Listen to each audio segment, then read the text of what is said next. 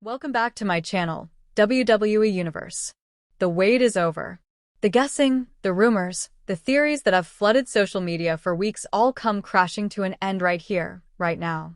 The ghost that has haunted WWE since Survivor Series, the unseen force that has blindsided legends, disrupted the balance of power, and rattled the very foundation of every faction in the company, has finally stepped out of the shadows. What unfolded on Monday Night Raw wasn't just a reveal. It wasn't just another dramatic twist.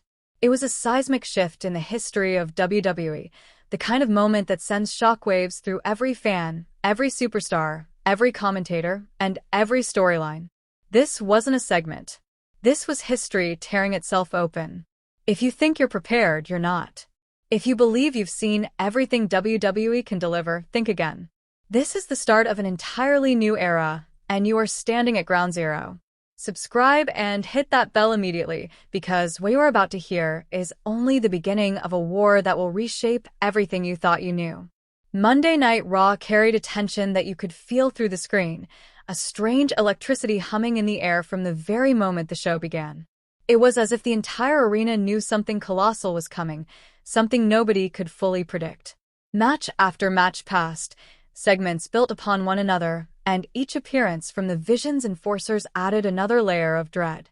These attackers, these silent, relentless ghosts, had been tormenting WWE for months.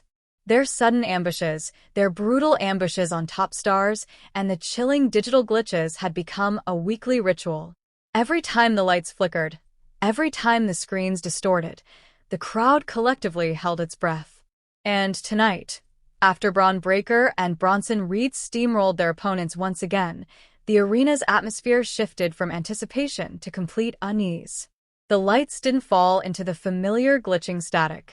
Instead, without warning, the entire arena drowned in a deep crimson glow that washed over the crowd like a warning from another world. A single, powerful heartbeat echoed through the speakers, slow and foreboding, reverberating all the way to the rafters. No static, no distortion, just a heartbeat that felt like it belonged to something alive, something ancient, something inevitable. Then came the voice. No robotic mask, no warped frequencies, just a clear, chillingly calm voice that every fan recognized but couldn't quite place. It seeped through the darkness and held the crowd in its grip. You've asked for a face. You've begged for a name. You've earned your answer. The crowd erupted in a roar of shock, but before they could fully process the words, a single spotlight ignited at the top of the ramp. A lone figure stood there, wrapped in darkness, draped in the now infamous hood and mask that had taunted WWE for weeks. He held a microphone in his hand, unmoving, like a sculpted statue waiting to come alive. When he finally spoke again, his voice resonated with a cold confidence that silenced even the loudest fans. You wanted to know who climbed the cage. You wanted to know who struck CM Punk with Seth Rollins' own move. You've blamed mercenaries. You've blamed authority. You've blamed monsters hiding in plain sight. But the truth is, you were never looking for a who. You were looking for a why. And the why is evolution. The arena erupted again, not in cheers but in confusion, panic, and disbelief. Evolution? Not the faction, not the history, but the concept. Something deeper. Something far more dangerous. The spotlight trailed the figure slowly as he moved down the ramp. Each step felt intentional, like he wasn't just walking, he was measuring the ground, claiming the space as if it already belonged to him. He continued speaking, his voice flowing over the stunned crowd. The old guard clings to their stories. Punk clings to his revolution. Reigns clings to his throne. Rollins clings to his vision. But what is a king without a kingdom? What is a revolutionary without a cause? They are relics. And relics must be cleared away for new growth. He stood at the foot of the ring steps now, the crimson light painting his cloak like a mantle of war. My mission was never to destroy. My mission was to prune. To cut away the dying branches, so the new order could rise from the ashes they left behind. And the man who hired me understands that better than anyone. The crowd collectively gasped. There was a man behind it. A mastermind. Someone orchestrated all of this. Before anyone could speculate, the masked figure climbed into the ring. Braun Breaker stared at him with a mix of disbelief and fury, unable to decide whether to strike or listen. The figure raised both hands slowly, dramatically, reaching for the edge of the mask. The heartbeat in the arena grew louder, faster, more intense. The world held its breath. And then, in one swift motion, the mask came off. The arena detonated. Gasps, screams, shouts, Disbelief. shock.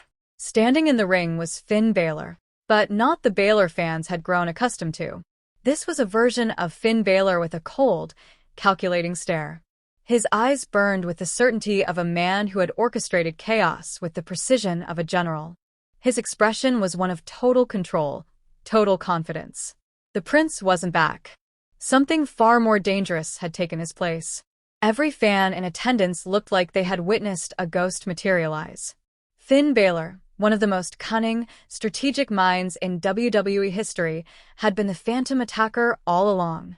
And he hadn't acted alone. He had been hired, guided, directed by someone with enough power, enough influence, and enough vision to weaponize Finn Balor himself. A wave of realization crashed through the arena. The whisper that followed spread like wildfire. The wise man is the warlord. The prince is the executioner. Paul Heyman, Roman Reigns, the bloodline, the vision. Everything was now tangled in a web of betrayal, strategy, and long-term manipulation. And somewhere in the middle of the storm, a single, burning question sat like a ticking time bomb. How does Roman Reigns respond to Heyman's betrayal? A betrayal that wasn't loud, wasn't theatrical, but was executed through shadows, manipulation, and one of the most dangerous hitmen in WWE history. You need to subscribe right now because what happens next will change Raw, SmackDown, and the entire WWE landscape forever. The fallout from this revelation will not be explosive. It will be apocalyptic. Hit like, drop a comment telling me if you predicted Balor's involvement, and get ready. Because the mask is gone, the truth is out, and the real war is only beginning. And as Finn Balor stood in the center of the ring, unmasked and unapologetic, the energy inside the arena shifted from shock to pure dread. This wasn't a reveal meant to end a mystery. This was the declaration of a new war. Balor didn't smirk, didn't taunt, didn't celebrate. He simply stared into the camera with the calm certainty of a man who knew the entire WWE Universe was finally seeing the truth he had crafted in silence. He lifted the microphone one more time, raising it slowly like a blade. The man who hired me didn't choose me because I follow orders. He chose me because I create opportunity. And now that my part is complete, he said, the next phase begins. Before anyone could react, the arena plunged back into darkness. The heartbeat returned, slower now, heavier, like the calm before a storm that no one can outrun. When the lights snap,